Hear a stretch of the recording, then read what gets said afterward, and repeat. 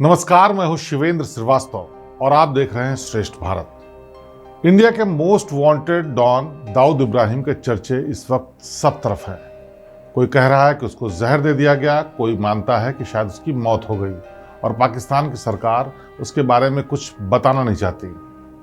हो भी क्यों नहीं, क्योंकि डॉन दाऊद इब्राहिम दुनिया में सबसे ज़्यादा भारत के लिए वांटेड है और वो वांटेड भी इसलिए क्योंकि 1993 में उसने बम धमाके किए थे, जिसके बाद कई मौतें हुई थी और तब से उसकी तलाश की जा रही है।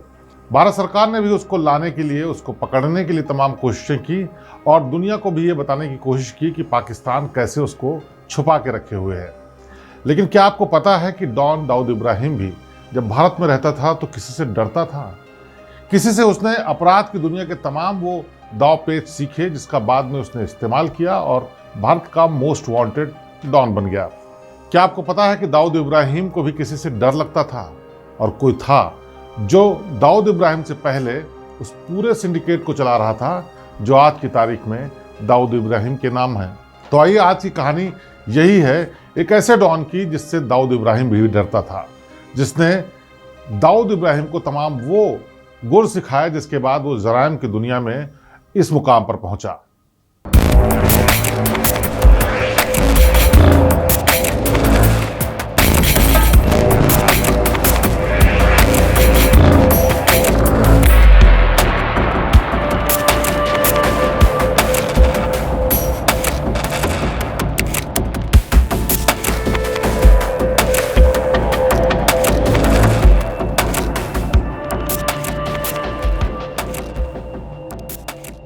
ये बात 1980 के दशक की है, जब मुंबई में सिंडिकेट जन्म ले रहा था। ऐसा सिंडिकेट जिसमें संगठित अपराध को अंजाम दिया जा रहा था, चाहे वो ड्रग्स का धंधा हो, चाहे वो स्मगलिंग का धंधा हो या फिर रंगदारी और हत्या का धंधा हो।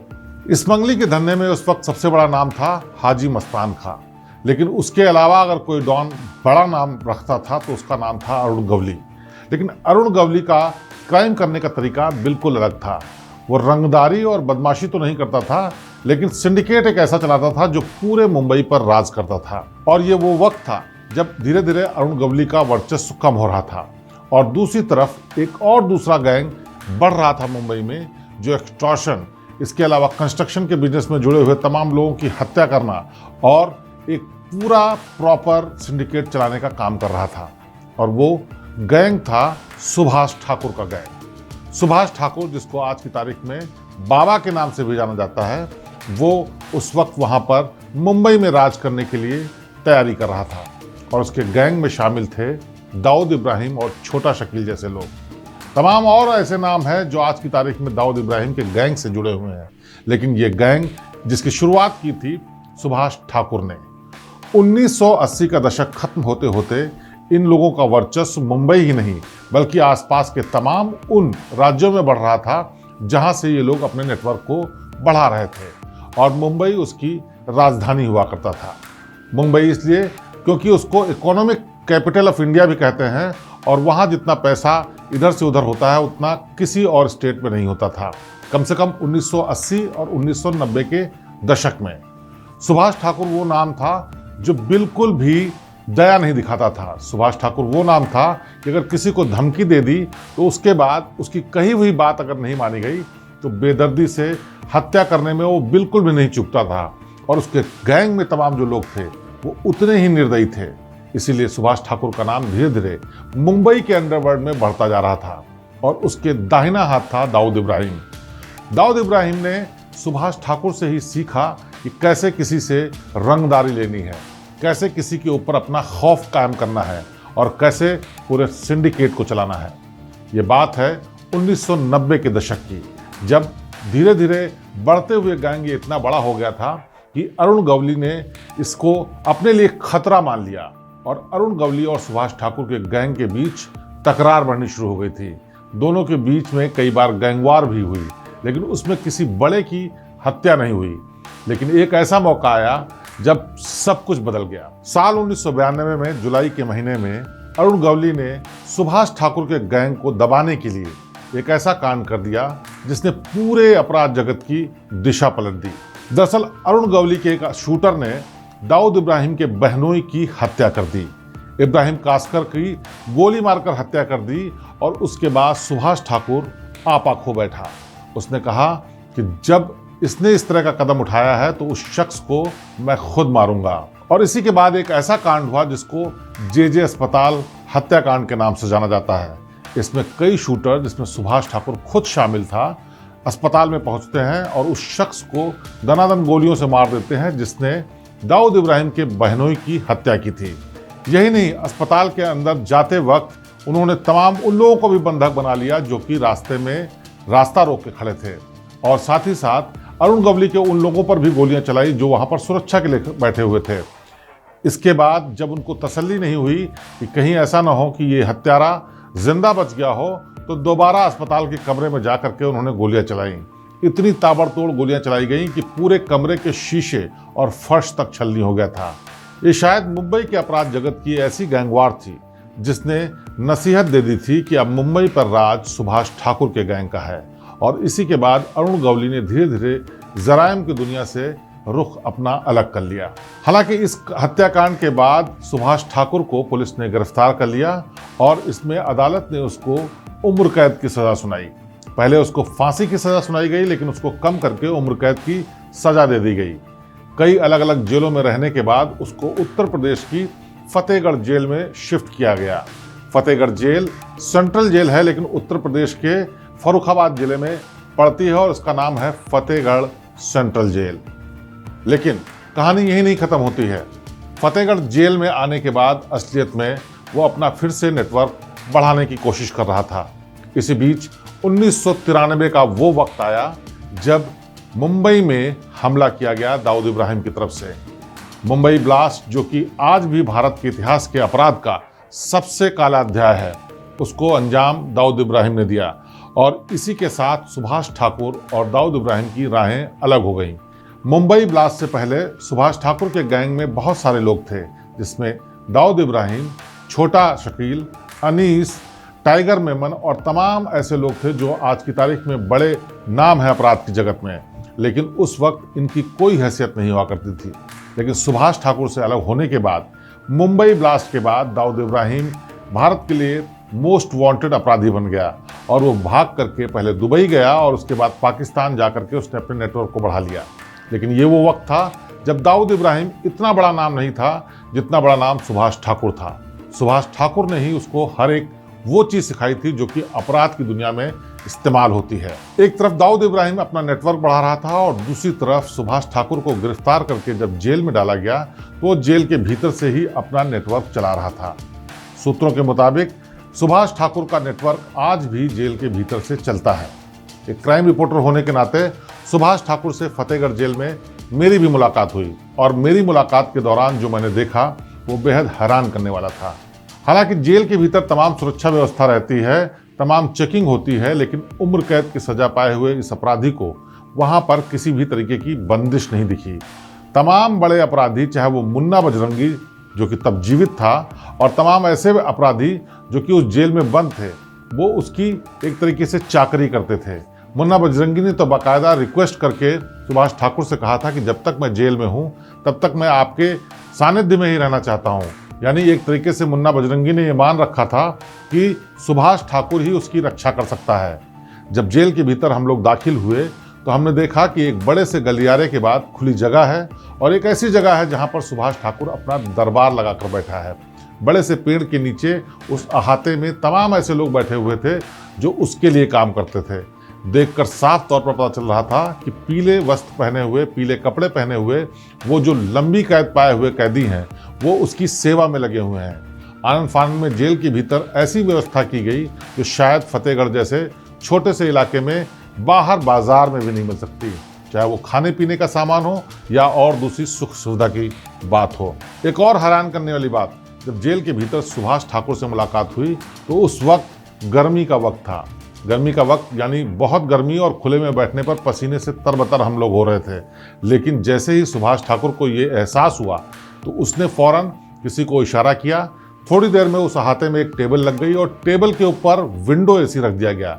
हैरानी की बात यह कि विंडो एसी जो कि विंडो में लगा रहता है, टेबल पर रख करके उसको कैसे एसी की तरह इस्तेमाल किया जाएगा। जब इस बात को उसने समझा तो उसने बताया कि ठंडी हवा सामने आएगी और गर्म हवा पीछे आएगी और बिजली की कोई चिंता नहीं है। यानी कि उसको इस बात की पूरी तसल्ली थी कि यहाँ पर जो इंतज़ाम है उसको तमाम बार वो इस्तेमाल कर चुका है और ऐसे ही उसने अपनी सुख सुविधा के तमाम इंतज़ाम कर रखे हैं। एक और ख़ास बात, चाहे प्रशासन के तमाम लोग कहते रहते हों कि जेल के भीतर हर तरीके की सुरक्षा है और किसी भी कैदी को कुछ भी करने की इजाज़त नहीं है, हमने अपनी आंखों से देखा कि सुभाष ठाकुर एक बड़े से बैग में कम से कम 10 मोबाइल फ़ोन का इस्तेमाल कर रहा था और उन मोबाइल से कई लोगों को ताकीद कर रहा था अपने काम के बारे में। किस काम के बारे में ये समझना मुश्किल था, लेकिन किसी न किसी तरीके का वो निर्देश दे रहा था। हैरानी इस बात की हो रही थी कि तमाम सजा मिलने के इतने साल बीतने के बाद भी सुभाष ठाकुर का नेटवर्क आज भी वैसे ही चल रहा है। हालांकि आज की तारीख में सुभाष ठाकुर बनारस में एक अस्पताल में अपना इलाज करा रहा है क्योंकि वो बीमार है, लेकिन उस वक्त बिल्कुल चुस्त दुरुस्त था। हालांकि उम्र शक्ल पर दिख रही थी और पूरी तरह से साफ सफ़ेद कपड़े पहने हुए, सफ़ेद दाढ़ी और सफ़ेद पगड़ी में जब उसने मुलाकात की तो कहीं से भी ये लग नहीं रहा था कि ये कोई दुर्दांत अपराधी हो सकता है। हमने किस्सों का सिलसिला जब शुरू किया तो पता चला कि पहला मुंबई में जो गैंगवार हुआ था वो सुभाष ठाकुर ने खुद किया था। उसने किस्सा बताया कि कैसे एक बिल्डर से उसकी दुश्मनी हो गई थी और रंगदारी का वो पैसा नहीं दे रहा था और बाद में उसने पुलिस को मुखबिरी करके, पुलिस को शिकायत करके सुभाष ठाकुर के गैंग के एक लड़के पर हमला करवा दिया था। वो शायद रविवार का दिन था जिसका किस्सा था और सुभाष ठाकुर का कहना ये था कि हम लोग बीच पर बने उसके घर पर गए और घर में जाने के बाद हमने उसको ललकारा बाहर आने के लिए, और जब पता चला कि वो बीच पर खुद मौजूद है, घर के भीतर नहीं, तो हम लोग बीच पर गए और बीच पर हमने देखा कि वो शख्स अपने बच्चों के साथ पानी में नहा रहा है। सुभाष ठाकुर ने बताया कि हमने उस शख्स को ताकीद की कि अपने बच्चों को अंदर भेज दे क्योंकि हम उसको मारने के लिए आए हैं, लेकिन वो किसी भी तरीके से इस बात के लिए तैयार नहीं हुआ। वो अपने बच्चों को साथ लेकर के जा रहा था और हमने उससे कहा कि अगर तुम बच्चों को अंदर भेज दोगे तो हम बच्चों को कुछ नहीं करेंगे, लेकिन तुमको नहीं छोड़ेंगे। लेकिन वो दोनों बच्चों को अपने हाथों में पकड़े रहा। ऐसे में मेरा सवाल ये भी था कि आखिरकार सुभाष ठाकुर के लोगों ने क्या किया। उसने बोला कि बच्चों के सामने ही उस शख्स को हमने वहीं पर काट डाला। और ये लाइन कहते हुए सुभाष ठाकुर के चेहरे पर सख्ती साफ झलक रही थी। पता चल रहा था कि ये कितना खतरनाक अपराधी है। उसके हिस्से में, उसके जिम्मे, उसके सिर पर 57 से ज़्यादा ऐसे मुकदमे हैं जिसमें उसने हत्याएं की हैं और उसका कहना ये था कि मैंने सारी हत्याएं स्वीकार की हैं क्योंकि मुझे किसी भी हत्या का कोई अफसोस नहीं है। और ऐसे शख्स ने मुंबई में उस वक्त राज किया जब दाऊद इब्राहिम कुछ भी नहीं था। सुभाष ठाकुर के दुर्दांत होने का अंदाज़ा आप इस बात से भी लगा सकते हैं कि जब उससे ये पूछा कि अगर वो अपने बच्चों को सुरक्षित छोड़ देता तो क्या आप बच्चों को मार देते या छोड़ देते, तो उसने कहा कि हो सकता है कि हम लोग बच्चों को मार देते। तो ऐसे में एक आम आदमी की तरह जो दिमाग कहता है, दिल कहता है, हमने भी कहा कि अगर आप बच्चों को मार देते तो कोई बाप कैसे अपने बच्चों को छोड़ सकता है। तो उसका जवाब सुनकर आप हिल जाएंगे। दरअसल सुभाष ठाकुर ने कहा कि बच्चे तो पैदावार की तरह होते हैं, उनको फिर से पैदा किया जा सकता है।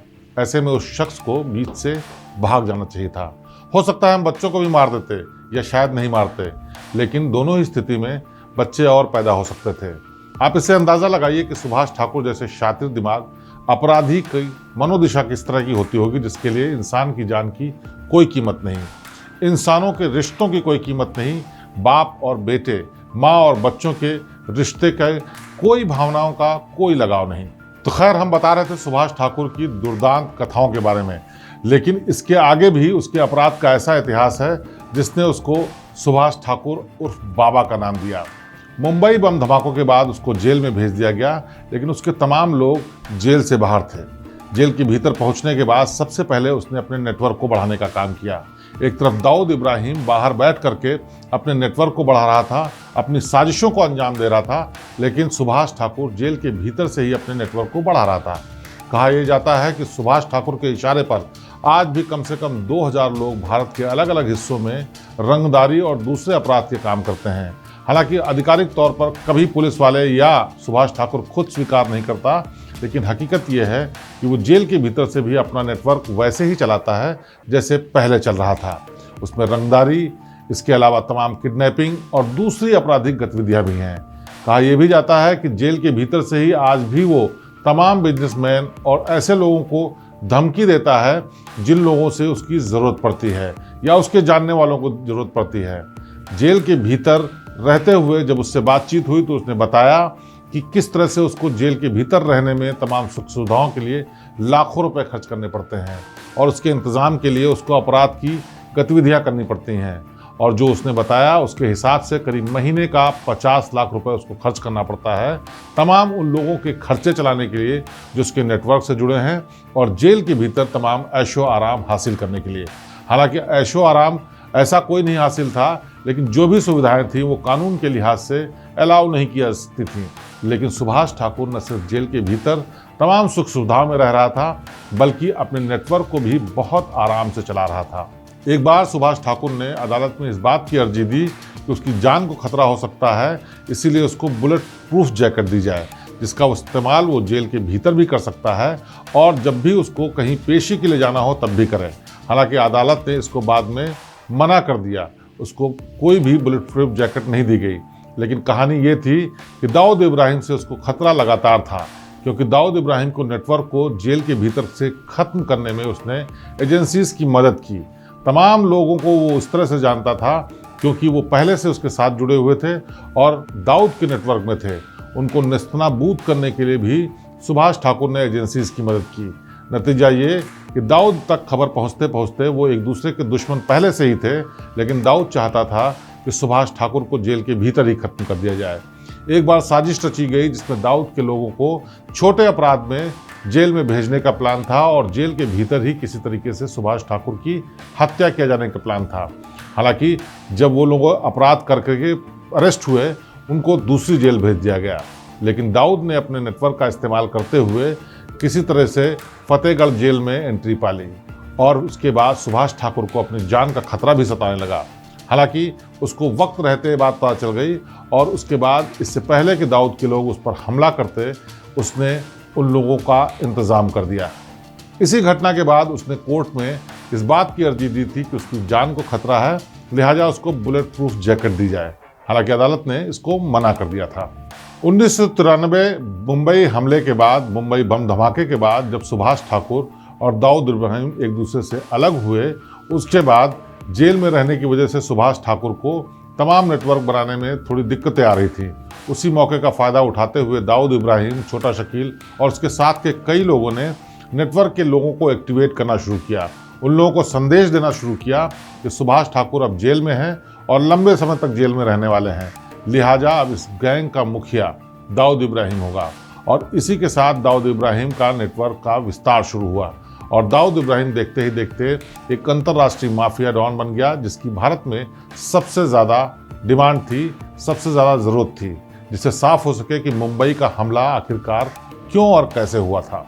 सूत्र बताते हैं कि दाऊद इब्राहिम को पकड़ने या मारने के लिए एजेंसी जितने भी एफर्ट्स करती हैं उनमें उन तमाम लोगों की भी मदद ली जाती है जो कि कभी न कभी उसके नेटवर्क से जुड़े हुए थे, चाहे वो छोटा राजन हो, बबलू श्रीवास्तव हो, सुभाष ठाकुर हो या फिर वो लोग हों जिनके नाम दाऊद इब्राहिम से जुड़ते रहते हैं।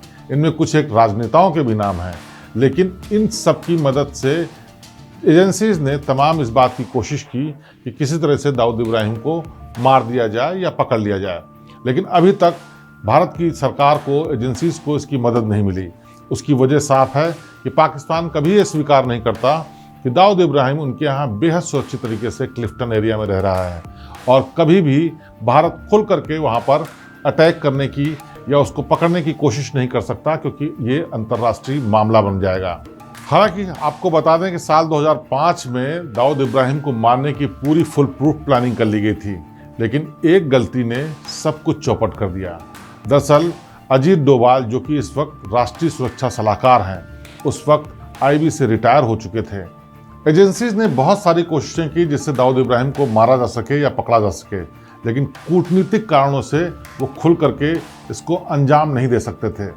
एक किस्सा बहुत मशहूर हुआ जो कि बहुत कम लोगों को पता है। वो किस्सा ये था कि अजीत डोभाल, जो कि आज की तारीख में राष्ट्रीय सुरक्षा सलाहकार हैं, वो रिटायर हो चुके थे।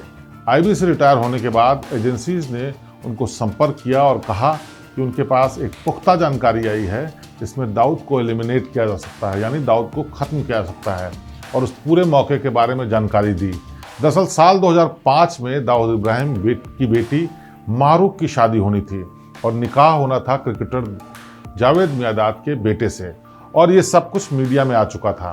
ये एक ऐसा मौका था जिसमें एजेंसीज दाऊद इब्राहिम को पकड़ सकती थी, क्योंकि दाऊद इब्राहिम शर्तिया इस शादी में जाने वाला था।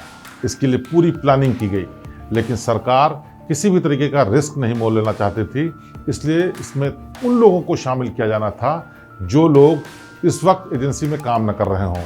अजीत डोभाल से बड़ा कोई नाम नहीं हो सकता था, लिहाजा उनसे संपर्क करने के बाद कहा गया कि किसी भी तरीके से इसमें उन लोगों को रोप इन करिए, उन लोगों को शामिल कीजिए जो कि एजेंसी से तो जुड़े ना हो, लेकिन दाऊद के नेटवर्क को अच्छे से समझते हों, दाऊद पर हमला करने की टेक्निक को अच्छे से समझते हों और इस काम को अंजाम देने में माहिर हों। अजीत डोभाल ने काफ़ी दिमाग लड़ाने के बाद तय किया कि इसके लिए एजेंसी के किसी भी शख्स को इस्तेमाल नहीं किया जा सकता है। इसके लिए अपराध की दुनिया के ही लोगों को शामिल किया जाएगा जो कि इस काम को बड़ी अच्छे तरीके से अंजाम दे सकते हैं। अजीत डोभाल ने काफ़ी सोचने के बाद तय किया कि इसके लिए अपराध की दुनिया के नामों को ही इस्तेमाल करना होगा, और आखिरकार उनकी सुई दो नामों पर अटक गई। ये नाम थे विकी मल्होत्रा और फरीद तमाशा। ये दोनों अपराधी थे लेकिन भारत में नहीं रहते थे। उनको पहले प्लान के तहत भारत लाया गया। उनका आना भारत कम होता था ताकि उन पर किसी अपराध के नेटवर्क की नज़र न पड़े और उनके साथ कोई हादसा न हो जाए। वो लोग भी अपराध की दुनिया से थे और दाऊद के दुश्मन थे।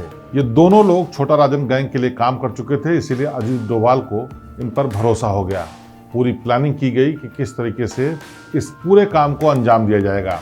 दाऊद की बेटी मारूक का निकाह जो था वो हयात होटल दुबई में होना था और उसका दावत वलीमा था जिसमें तमाम लोग आने वाले थे, और इसी में पुख्ता जानकारी थी कि दाऊद भी शामिल होगा और उसी दिन उसको वहाँ पर अटैक किया जाना था। उससे चंद रोज पहले अजीत डोभाल आखिरी मीटिंग करने के लिए इन दोनों लोगों को एक होटल में बुलाते हैं। होटल में बुलाने के बाद मुंबई के इस होटल में अभी वो बातचीत कर ही रहे थे कि अचानक दरवाजे पर दस्तक होती है। दरवाजे पर दस्तक होती है, उसके बाद अजीत डोभाल दरवाज़ा खोलते हैं तो देखते हैं मुंबई पुलिस की पूरी टीम वहाँ पर मौजूद है और उसकी अगुवाई कर रही हैं एक अफसर जिनका नाम था मीरा। और तमाम दलीलों और तमाम बातों के बावजूद मीरा ने उनकी बात नहीं सुनी। मीरा का कहना यह था कि उनको जो आईबी से इनपुट मिला था, जो पुलिस के नेटवर्क से इनपुट मिला था, उसमें यह था कि कुछ लोग साजिश कर रहे हैं जो कि सरकार के लोग नहीं हैं, और विकी और उसके अलावा जो तनाशा था उसके बारे में उनको जानकारी मिली थी कि वो लोग मौजूद हैं, इसीलिए उन्होंने रेड की। तमाम दलीलें दी गईं, बहस हुई, तमाम बातें कही गईं। जो अजीत डोभाल थे उन्होंने समझाने की कोशिश की कि एक बेहद ज़रूरी काम के लिए इन लोगों को बुलाया गया है, लेकिन मुंबई की क्राइम ब्रांच की टीम ने उनकी एक नहीं सुनी और दोनों को गिरफ्तार कर लिया गया। गिरफ्तारी के बाद मीडिया में खबर बाहर आ गई और पूरा का पूरा मामला चौपट हो गया। ये बेहद बेहतरीन मौका था जिसमें दाऊद इब्राहिम को एलिमिनेट किया जा सकता था, वो भी जब सरकार पर कोई नाम नहीं आता, एजेंसीज पर कोई नाम नहीं आता, लेकिन मुंबई पुलिस की साठगांठ कहें या फिर लापरवाही कहें या फिर बेवकूफ़ी कहें, इसकी वजह से एक इतना सुनहरा मौका खो दिया। बाद में हालांकि कहा यह भी गया कि उनको इस पूरे प्लान की जानकारी नहीं थी, लेकिन आज भी लोग मानते हैं कि दाऊद इब्राहिम का नेटवर्क इतना स्ट्रांग था कि मुंबई पुलिस में मौजूद उसके लोगों ने जानकारी लीक कर दी और उसी के चलते दाऊद इब्राहिम ने उस पूरी टीम को इस बात के निर्देश दिए थे कि इन दोनों को जाकर के वहाँ से अरेस्ट कर लें, वरना उन पर अटैक हो सकता है। बहरहाल इस घटना के बाद दाऊद इब्राहिम पूरी तरह से अंडरग्राउंड हो गया। वो किसी भी सार्वजनिक कार्यक्रम में नहीं जाता, किसी से मुलाकात नहीं करता, यहाँ तक कि बात करने में भी बहुत एहतियात करता था। लेकिन बताते ये हैं कि एक दो बार उसके बाद भी सुभाष ठाकुर से दाऊद इब्राहिम की बात हुई, वो भी इसलिए क्योंकि सुभाष ठाकुर के साथ पहले वो काम कर चुका था, उसी के वर्चस्व में उसने तमाम ट्रेनिंग ली थी और वो चाहता था कि सुभाष ठाकुर उसके नेटवर्क में दखल देने का काम न करें। अब इस बातचीत, इस सिलसिले का क्या हुआ ये नहीं पता, लेकिन कहते हैं कि दाऊद इब्राहिम आज भी अगर किसी बड़े माफिया से डरता है, किसी अपराधी से डरता है, तो वो कोई और नहीं सुभाष ठाकुर ही है, क्योंकि सुभाष ठाकुर का नेटवर्क आज भी उस क्षेत्र में चलता है, उस इलाके में चलता है जहां पर दाऊद इब्राहिम का कभी दबदबा था। तो आज एक कहानी ऐसी भी में ऐसे शख्स की बात जिससे दाऊद इब्राहिम भी डरता है। अगली बार फिर किसी नई कहानी के साथ आपके सामने पेश होंगे। मुझे दीजिए इजाजत। नमस्कार और आप देखते रहिए श्रेष्ठ भारत।